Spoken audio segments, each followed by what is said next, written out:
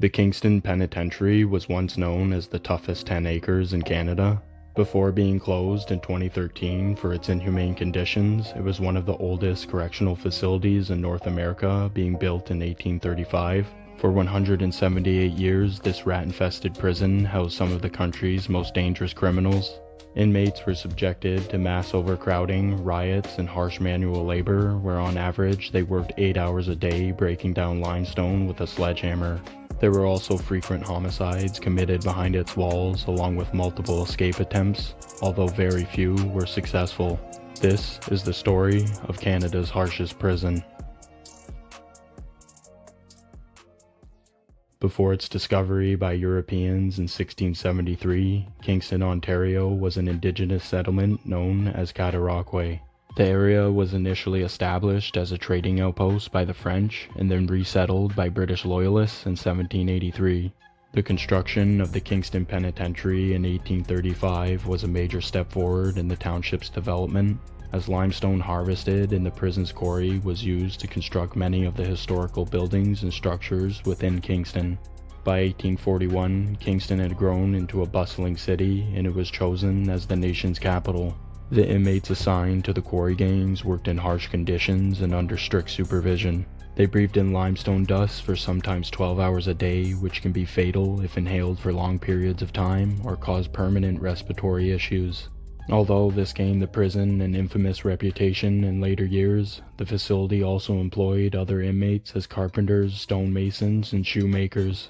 All of this was done to offer new skills to prisoners in hopes of rehabilitating them, which was an unheard of concept at the time.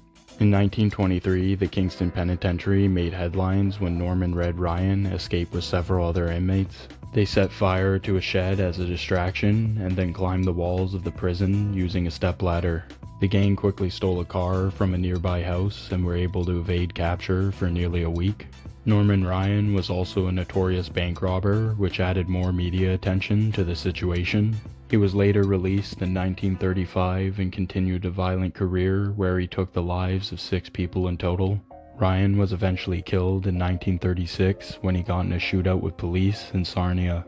Another notable escape occurred in 1947, where 3 inmates cut through the bars of their cells and then scaled over the shortest part of the wall.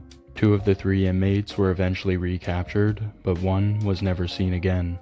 It wasn't long after this that overcrowding became an increasing issue. With only 154 cells, the facility was built to hold anywhere between 350 to 500 inmates, but in 1954 it was housing over 900 prisoners. That same year, on August 14th, multiple inmates initiated a riot by attacking a guard during a baseball game. Dozens of other inmates then rushed the front gate in an attempt to escape, but the guards were able to hold them back. The chaos continued out in the yard as multiple buildings were set on fire, with this amounting to over $2 million in damages. The situation wouldn't conclude until the army was deployed, along with a detachment of mounted police from the RCMP. After the riot, guards became more severe and introduced harsher rules like a no-speaking order when inside the facility. Inmates faced severe punishments for the smallest infractions, which included being beaten, starved, or thrown into solitary confinement.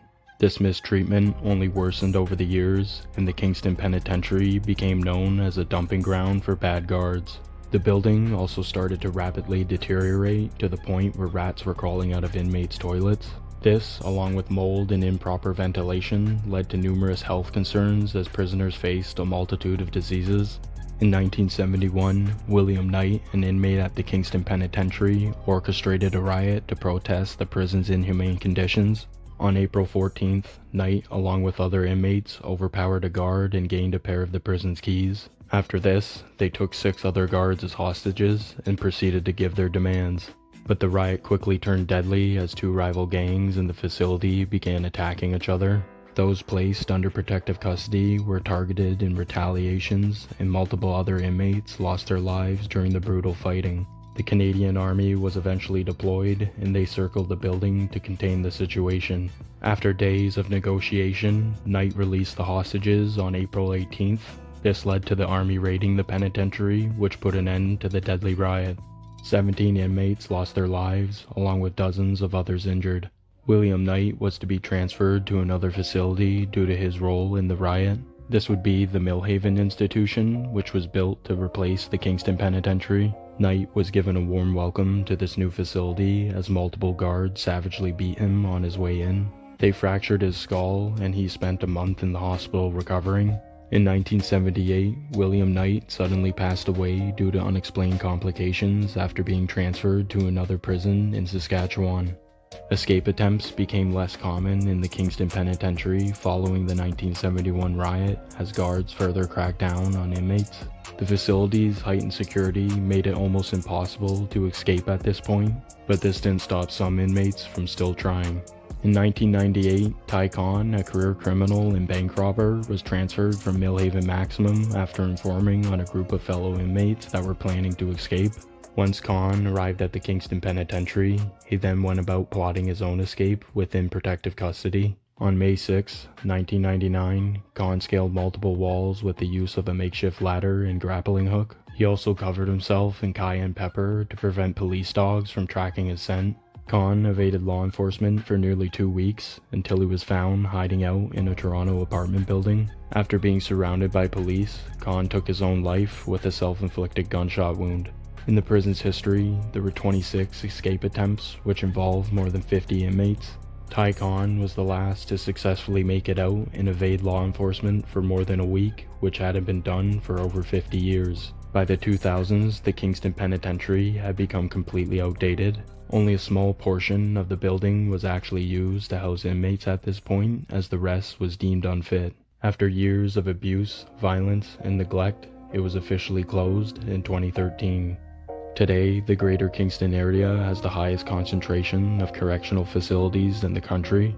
The Kingston Penitentiary was just one of 10 while it was open.